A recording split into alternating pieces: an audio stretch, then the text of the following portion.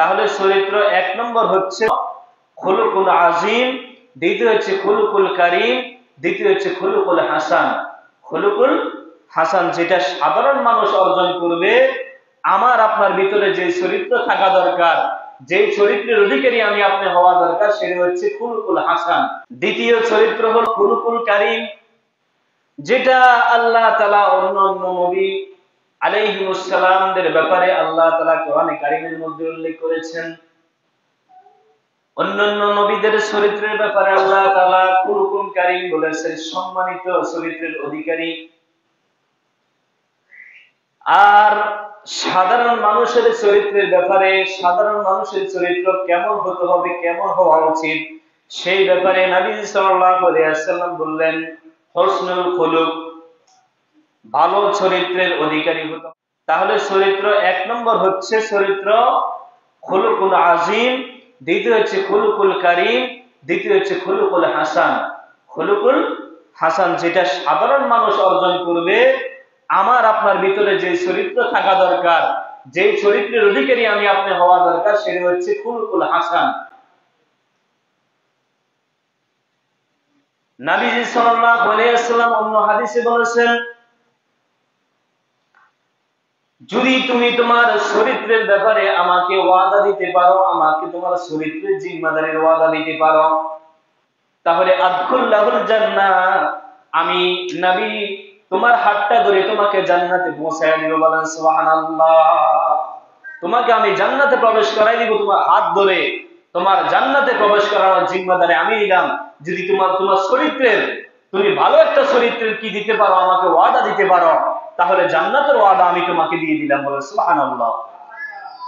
তাহলে আমার আপনাকে হতে হবে খুলুকুল হাসান, আমার আপনার চরিত্র হতে হবে একটা ভালো চরিত্রের অধিকারী হতে হবে। প্রিয় ভাইরা, এখন এই ভালো চরিত্রের কয়েকটা হাদিস বর্ণনা করব আমি।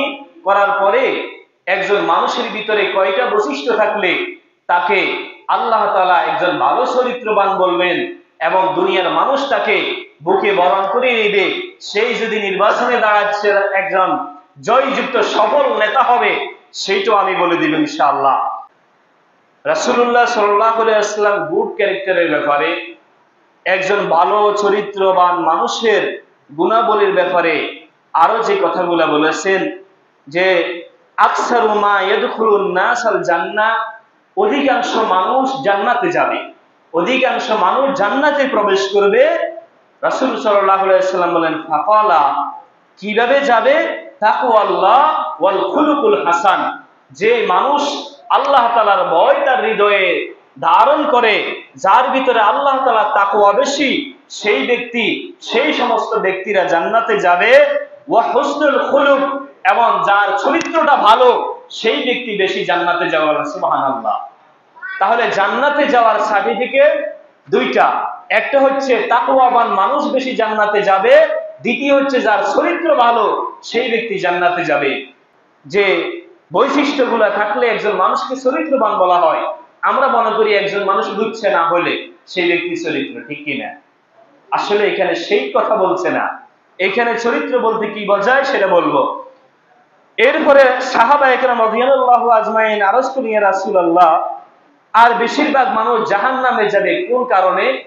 রাসূল সাল্লাল্লাহু আলাইহি ওয়াসাল্লাম বলেন আল ফাহমু, যে মা বাইনা লিহিয়াইহি ওয়া মা বাইনা রিজলাইহি, বেশিরভাগ মানুষ জাহান্নামে যাবে আল ফাহমি, মুখের কারণে। কিসের কারণে?